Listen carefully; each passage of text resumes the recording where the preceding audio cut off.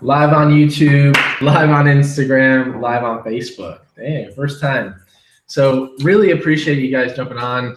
Scooter's running over. Scooter's my dog, for those of you who don't know. But really appreciate you guys jumping on. And we just want to jump on and help answer any of your guys' questions today, because I think there's been a lot. There's been a lot of questions, and kind of bring you guys up to speed of some of the stuff that we've been working on here at ketogenic.com, some of the stuff that we have in the pipeline, and then answer some questions regarding a video that we just posted that's been getting a lot of, I'll say, feedback from, I'll just say it, the vegan and vegetarian community. And I definitely want to address that because I think it's an important piece. I don't want them to go thinking that we're trying to bash vegans or vegetarians by any means. So I guess I'll start with that, and then we'll jump into questions. So if you guys on YouTube, on Instagram, on Facebook, ask questions, and our team will monitor them and kind of answer those. But I want to start with first off talking about this video that just came out. So there was a video that just came out, an article with some guy talking a little bit about how eating meat and how eating eggs kill you. Ultimately, that's really what he came out with. He was basically like, listen, if you eat meat or if you go keto by any means, and the only reason to do that is because you're going to live a short life. And for me, I was like, oh my gosh, here's just another one of those clickbait things. Here's another one of those things that people are talking about that really just want to gain attention, right? We work a lot with Tony Robbins, and one of the things that most people lack in their life is some type of significance. And in order to achieve significance, the only way they do that is by beating other people down or trying to be somewhat credible in some sense in their environment. So he saw this keto opportunity and said, well, let me bash it and let me figure out a way to absolutely try and destroy this. And so he's this top cardiologist.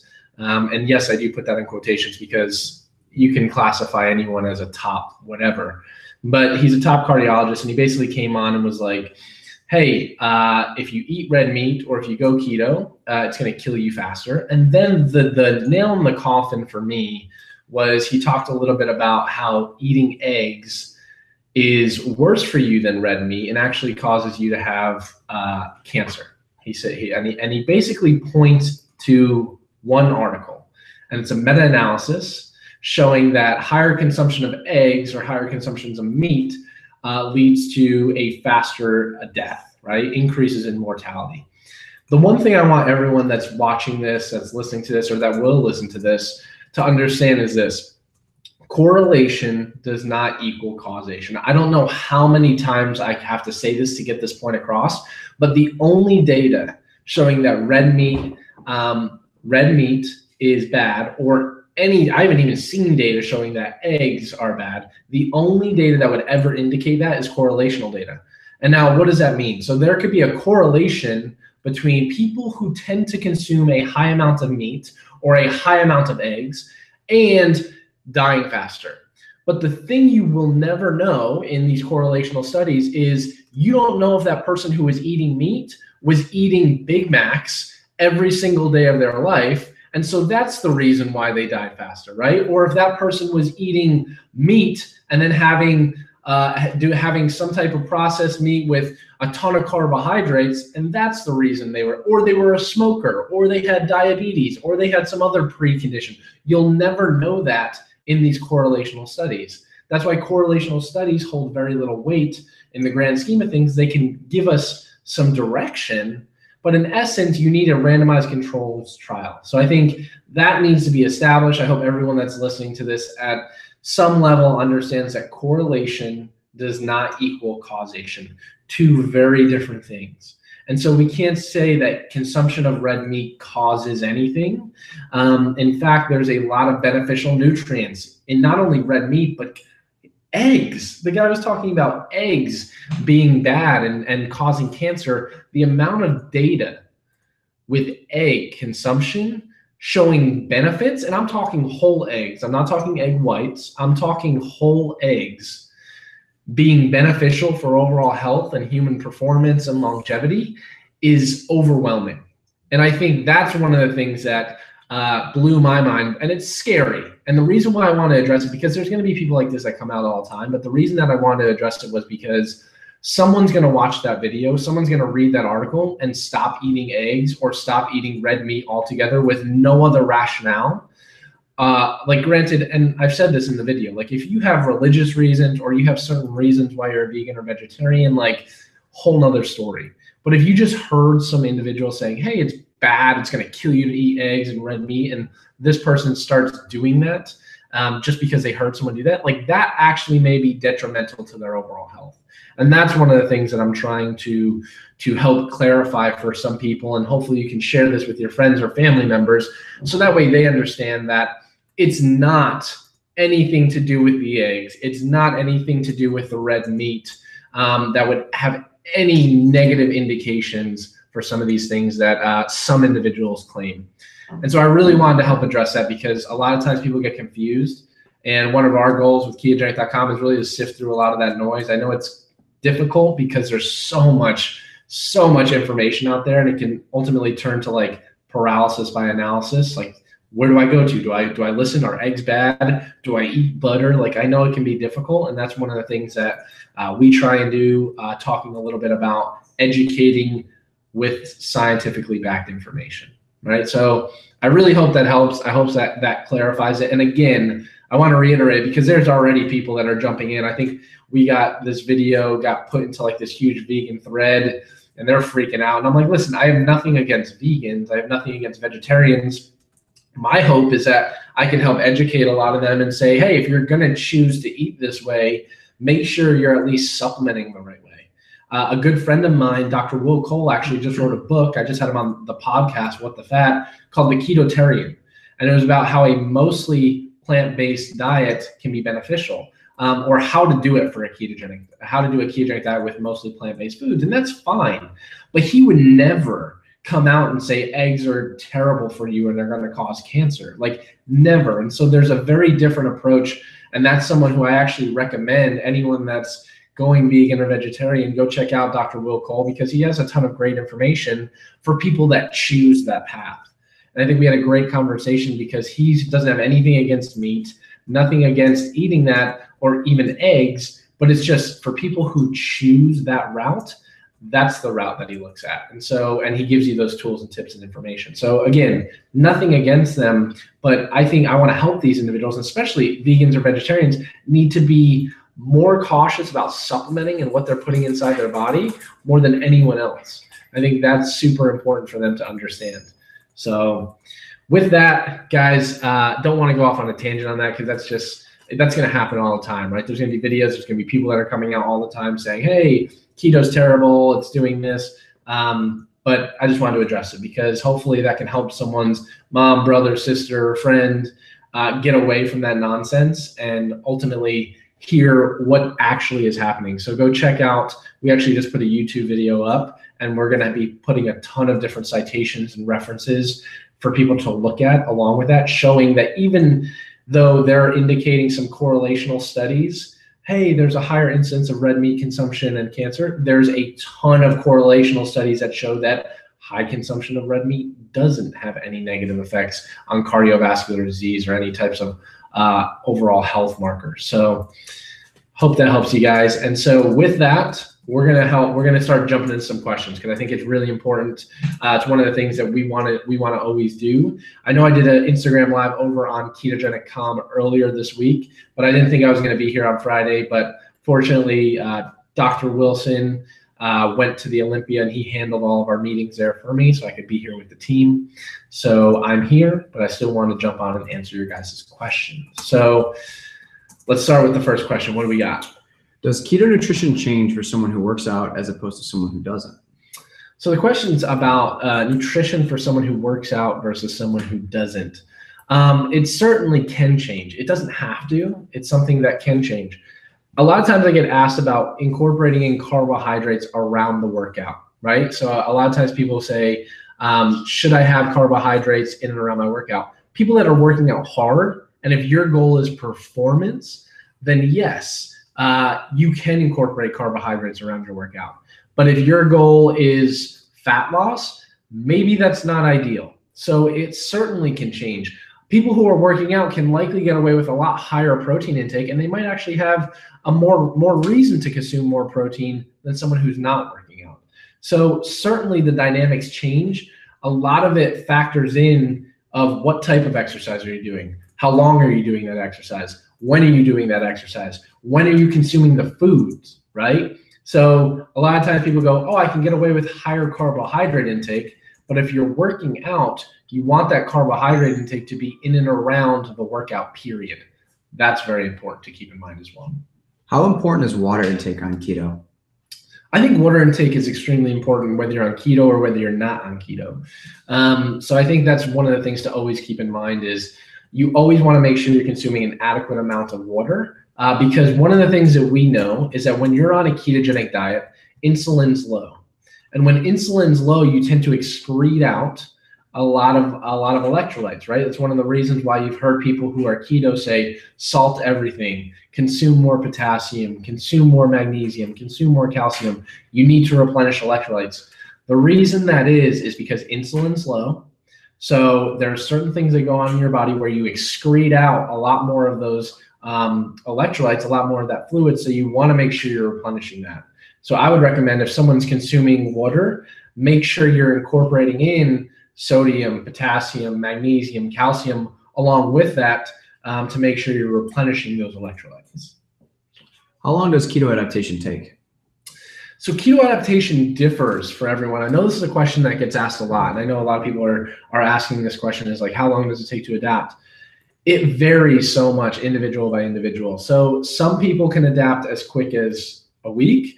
Some people, it might take a month. There's several factors that go into how long adaptation, how long it takes to truly adapt. Now, I will say this, there are adaptations that happen several months after you're on a ketogenic diet that are still happening. So it's not like, hey, after 1 week, all of these adaptations have taken place. Like there are still adaptations that are taking place 1 month, 4 months, 6 months beyond. And I'll give an example of that, of showing you that, of how these adaptations take place when you're on a long-term, well-formulated ketogenic diet. But there are several factors that go into it. Are you intermittent fasting? By intermittent fasting, you're depleting liver glycogen levels a lot faster. Are you working out? If you are working out, what type of exercise are you doing? We just put up a video showing high-intensity interval training. If you do like all-out high-intensity interval training, you can deplete muscle glycogen, which can allow you to adapt a lot faster than someone who is sedentary or not working out. So we've done research in our laboratory, and the Muscle Ph.D. actually just did a post on this week showing that some of our research, when you do high-intensity interval training, what we call in our laboratory wing gates, when you do these high-intensity interval training style workouts, you deplete muscle glycogen to a significant degree. Now, what will allow you to adapt faster is depleting those muscle glycogen levels faster. And so the quicker you can deplete the muscle glycogen, the quicker you'll be able to adapt. Incorporating in things like electrolytes. These are all factors that will allow you to adapt faster for someone who's just transitioning in to a ketogenic diet. Now, the reason I say that things will happen over time is this. There is data, a perfect example. Everyone here, if you've been on keto or if you've heard of keto, has heard of the Charlie Foundation, right? Incredible group, incredible foundation. And if you haven't seen their story, it's absolutely amazing. But Charlie, who was obviously the inspiration for the Charlie Foundation, had epilepsy. And I won't bore you with the details, but it's an absolutely incredible story. But Charlie's father was trying to find solutions for Charlie, and Charlie had epilepsy. And everywhere he turned, drug 1 failed, drug 2 failed, drug 3 failed. And then certain drugs that would work would turn his son into like this walking zombie, right? He's like, there's got to be a better way. There really has to be a better way. And so eventually he found the ketogenic diet, started incorporating that, radically saw changes in Charlie's behavior and everything that's going on, and it absolutely changed his world. Well, Charlie was on the ketogenic diet for several years and then came off of the ketogenic diet. And so what happened, right? A lot of people are like, well, did he immediately start having seizures again? No. he didn't have a seizure even years after being off of a ketogenic diet. So clearly that is evidence showing that there are certain adaptations and certain things going on that when you're on a ketogenic diet for a long period of time, there are things potentially like literally working on DNA, literally working on some of these aspects of cellular function that might have been impaired from birth from him, that long term, these things are being changed. And I want potentially improved, obviously, for someone who's like on an epileptic. And so clearly that's just one case, but it's amazing and outstanding that he was able to come off of a ketogenic diet and still have that. So that's what I mean by there's long-term changes that still take place years after someone's been off of a well-formulated ketogenic diet. Preston wants to know if you're willing to have some dinner next weekend while you're in Dallas. I don't know. If I'm around, I would love to.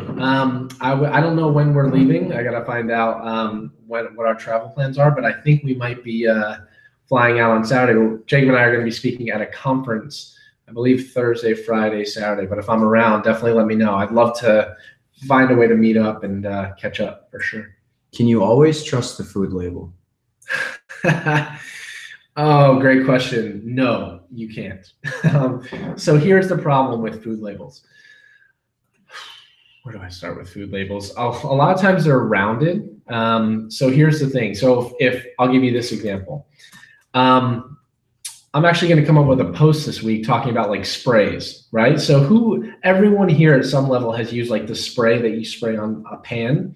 If you look at that spray, it says 0 calories, 0 carbs, 0 fat, 0 sugar. But like you look at the ingredients, and it could be avocado oil or canola oil or coconut oil, whatever you're utilizing. Hopefully not the vegetable oils, but whatever you're utilizing as a spray, it says it on there.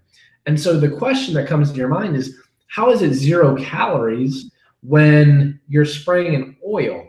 Well, if you look at the devil's in the details, if you look at the actual spray, the spray time for one serving is 1/4 of a second. And the crazy thing about it is the average reaction time, like how fast you can react to something, is about 1/4 of a second. So that serving size is like this. That's how quick that serving size is. But you and I all know, like when you're greased on a pan, you're like you're spraying it all over, like making sure it's fully covered. That's like 5 seconds. So that's the equivalent of 20 servings. Clearly there's some calories there. Clearly there's some fat. Clearly there's some carbohydrates. So that's one way that you need to be careful about food labels. The other way that I won't even go into too much detail of is like this fiber conundrum, right? And that's one of the things that biggest questions is total carbohydrates or net carbohydrates. And the thing to keep in mind is this. A lot of times, like right now at the Olympia is one of the biggest bodybuilding fitness shows in the world. I guarantee you there's probably 25 to 30 companies there that are selling some type of protein bar, all now labeled as high fiber protein bars. I promise you that probably 90% of those aren't legitimately low net carbohydrate bars. And the reason I say that is because there's several different types of fiber, some that are legitimately fiber that don't have any glucose or insulin response.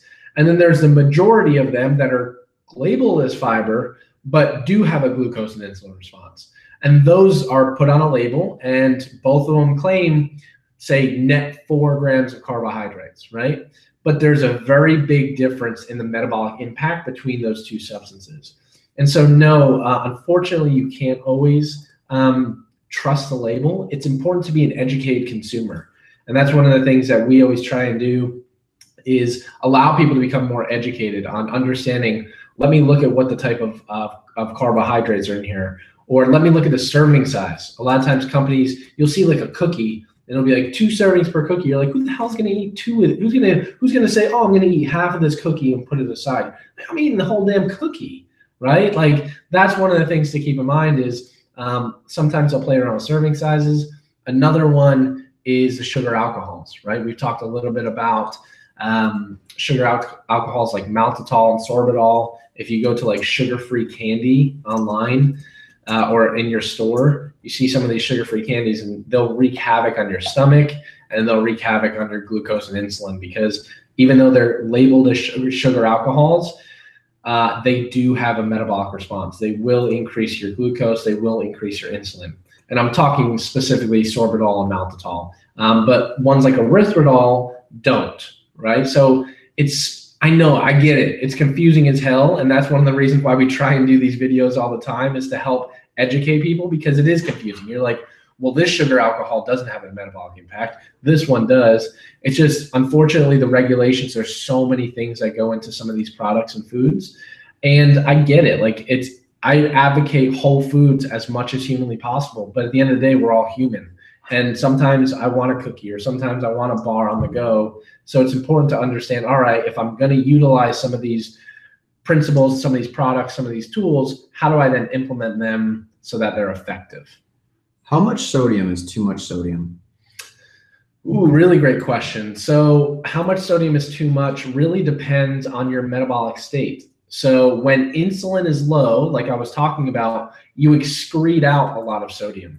So some of these individuals who are on like a well-formulated ketogenic diet are eating upwards of like 5, 6, 7 grams of sodium per day. Now, if you look at the RDA of what's recommended, that would be well over what the RDA is. But the problem is the RDA, besides the fact of being outdated back in like the 70s, it doesn't take into account your metabolic state. People who are in a state of ketosis need a ton of sodium to replenish. And oftentimes I find that people who have headaches or people who are struggling to get through the adaptation period are often just low in sodium. Like, you don't even realize how much sodium that you need because you're excreting out so much, because insulin's low, and we're used to being in such a state where insulin is so high. And the reason being is that when insulin is high, your body holds on to that sodium. There's no need to have that much sodium. So yeah, if you're going and you're having a Big Mac and French fries, probably not beneficial to add more salt onto it. But if you're eating a Cobb salad, which you guys, if you're following me, you know I love Cobb salads. If you're eating a Cobb salad, sure, throw some salt on that. And or if you're eating an avocado, sure, throw some salt on it. As long as insulin's low, it's completely fine. And I think there's a good book by Dr. James, I forget his name. It's called The Salt Fix, I believe. It's a really good resource. He talks a lot about sodium intake and salt intake. Where can I find that t-shirt? Love it. So these t-shirts are now, we actually just made these available on ketogenic.com. So if y'all are subscribed to the email list, there's a 20% off discount.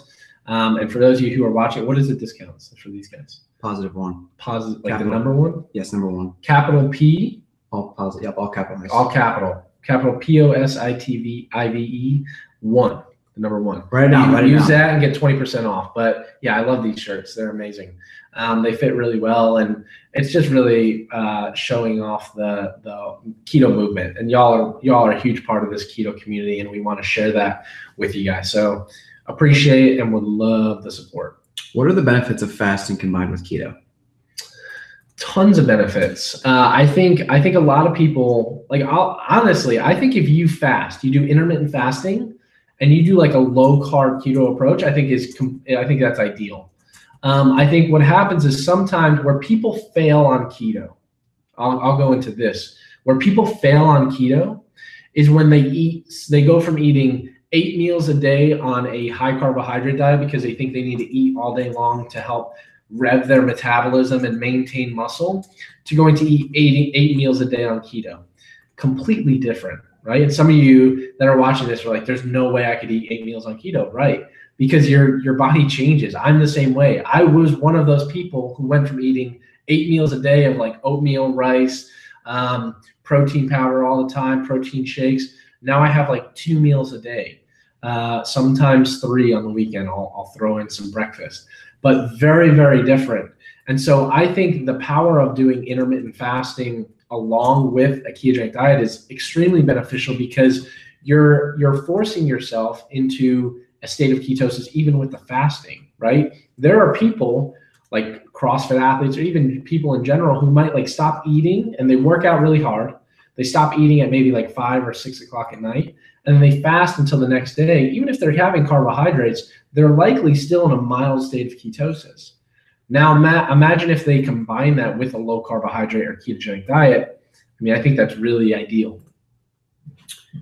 How much value does a morning fasted GKI value hold?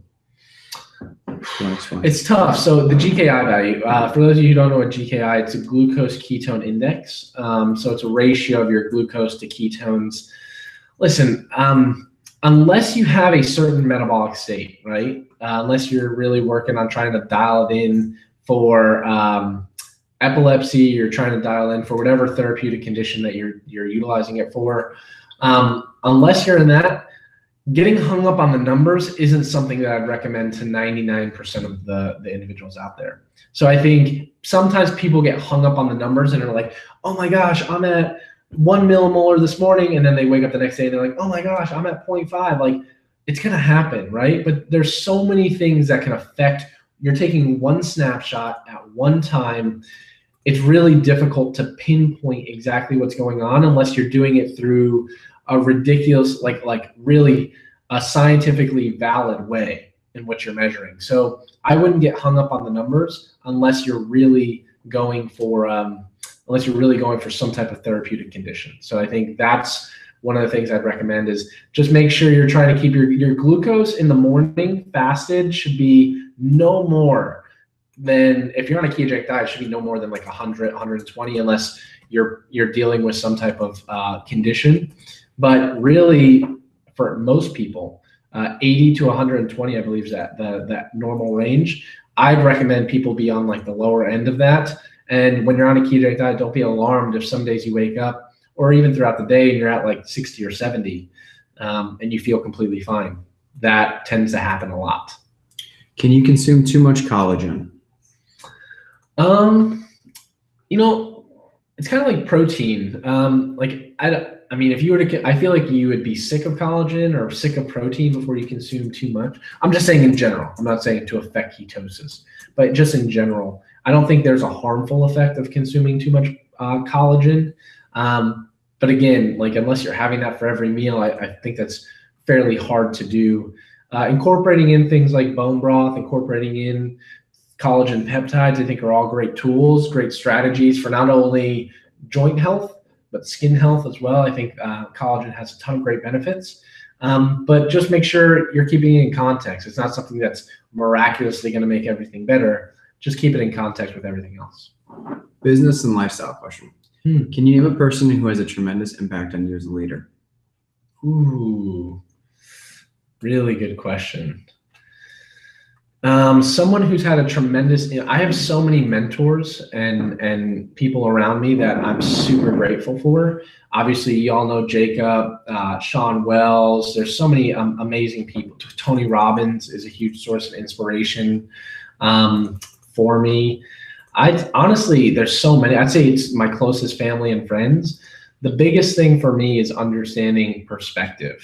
I was very young when several mentors of mine, it was kind of like a combination of different mentors came up to me and were like, hey, like I've sat down in meetings with friends, family, colleagues, business partners, and basically they're like, hey, listen, it's all about perspective.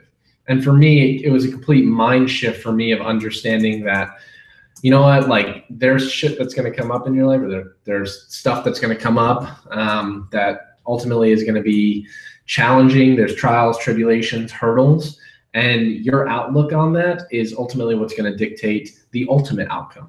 And so for me, that was an absolute game changer because I've faced a lot of difficult times throughout my life. We've been through, everyone has, right? You've been through roller coasters of highs and lows and battling through people trying to put you down, people trying to tear you down, people trying to literally get rid of you and belittle your friends, your family, target everyone in your life. And those are challenging times. But at that moment, it's all about perspective. And that's why one of the biggest things that I talk about is making positivity louder. I think that's a huge, huge piece because so often we're trapped in this dogma of negative energy and negative news and negative crap going on in the world, but it's our job to make positivity louder. So there's just been so many incredible mentors of mine that I could create a laundry list of just people who have positively influenced me. And each one of them have given me a piece that ultimately has allowed me to be who I am today. So I'm just grateful to have those mentors and guidance around me. When at the grocery store, is there a way to look at a label and easily identify if it's keto or not? Easily identify if something's keto or not at the store by looking at a label. In most cases, what I would say is step one, look at the total carbohydrate content, and then look at the fiber and sugar alcohols. And so in order to calculate net carbohydrates, you take the total amount of carbohydrates, you subtract out the fiber, you subtract out the sugar alcohols. Now, if you're talking about whole foods, like not the store, but if you're talking about just like in general whole food items, most of the time you'll be completely fine, right? But where you hit the challenge is when, okay, let's look at the ingredients. So I would say look at that and then come right down to the ingredients and go, what's the first ingredient in this? What's the second ingredient in this? Because a lot of times you'll see like, oh, cool, it says only 4 grams net carbs, but then you see like sugar, sorbitol, maltitol, and you're like, that's gonna all destroy my stomach and it's not keto friendly. So I would say look at the total amount. Don't get too excited when you see like, oh, it's only 4 net carbs. Then immediately go to the ingredients and go, all right, well, let me then make my decision and say this is something I probably shouldn't consume. Is there an easy way to identify a good versus not so good study? How to identify good studies versus bad studies. Inherently, I don't think any studies are bad. I really hope, I'm optimistic in that I hope that every researcher that's out there, we've done hundreds of studies ourselves in our laboratory. I'm optimistic in that every researcher doesn't go with an ill intention in any research study. I hope that's the case. I'm going to try and stay optimistic in that regard. And I think that there's a lot of times that it's misconstrued and taken out of context is what I'll say. The one thing you want to look at is don't just be an abstract reader. And I know that's difficult because most of the studies that are available are just abstracts. And so it makes it very difficult to dive into the details. But oftentimes conclusions are ultimately the author's opinion, right? Of the takeaway that they hope that the reader gets from their article or research paper or meta-analysis, whatever it may be. And so it's very difficult to sift through that.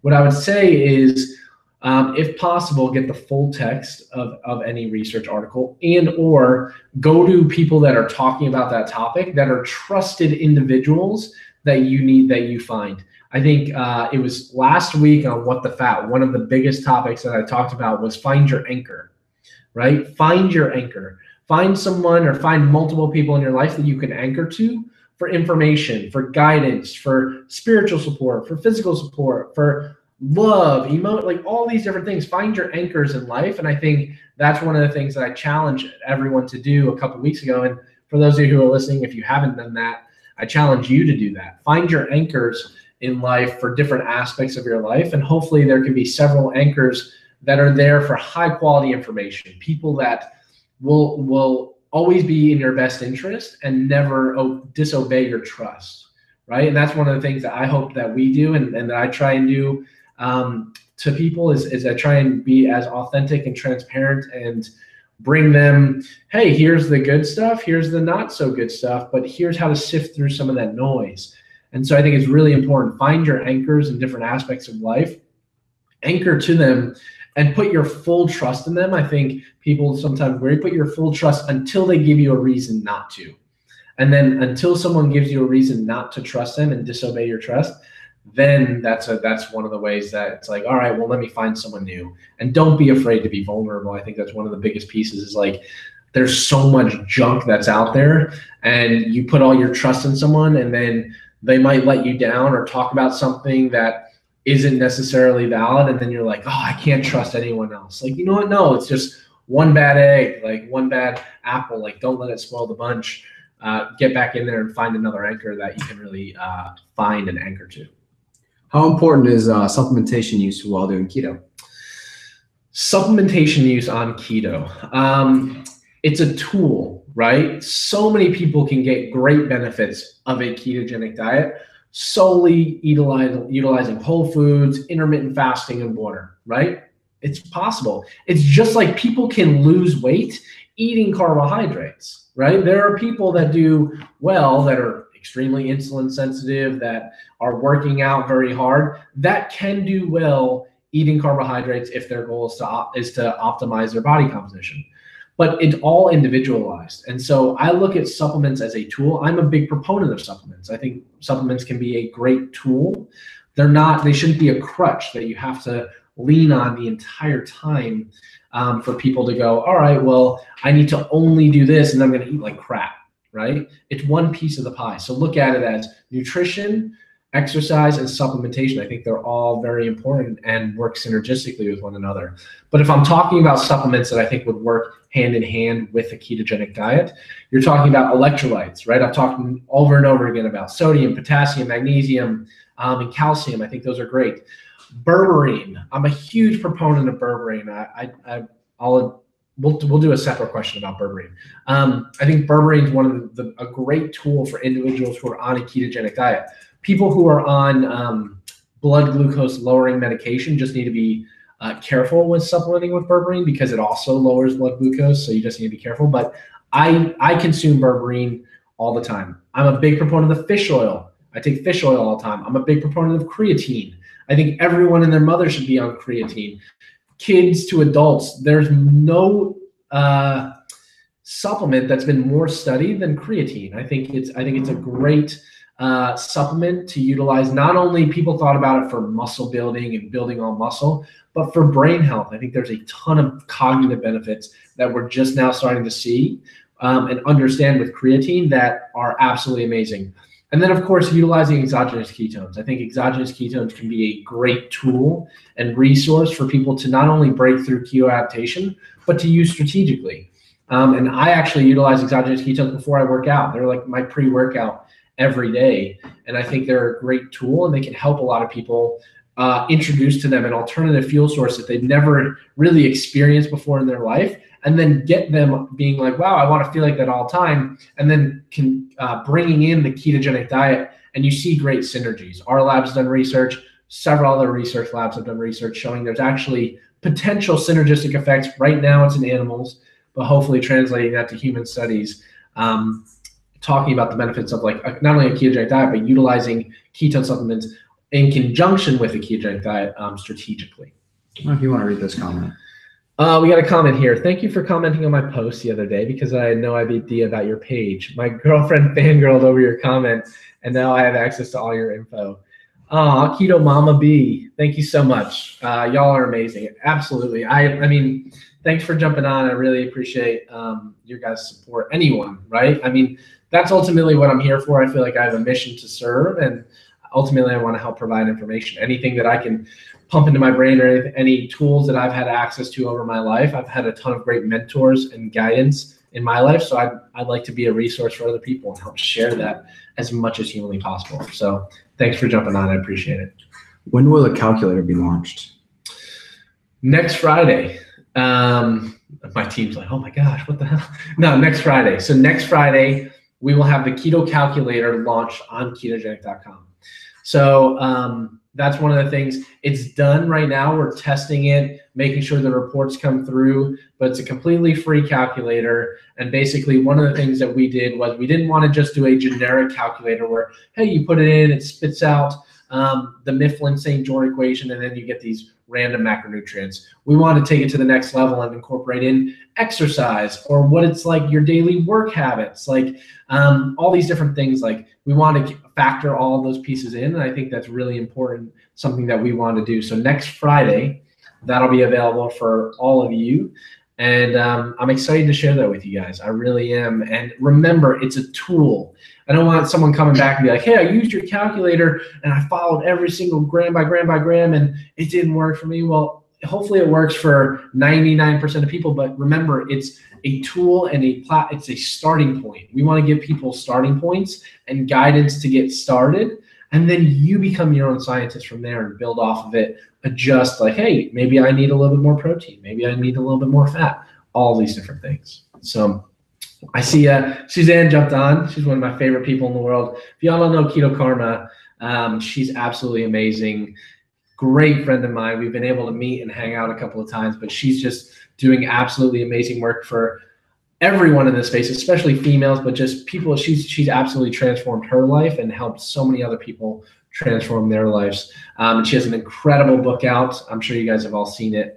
So make sure you check out Suzanne as well. So thanks for jumping on. Guys, that's it. I don't want to hold you guys up. I can spend all day sitting here talking. Maybe we'll do like a 24-hour one day. That would be awesome. So maybe we'll do an entire, they're like, oh my gosh, we'll do a sleepover. Well, that'll be sometime towards the end of the year. We'll do a long one. A lot of caffeine. Appreciate you guys jumping on. Hope you all have an amazing weekend.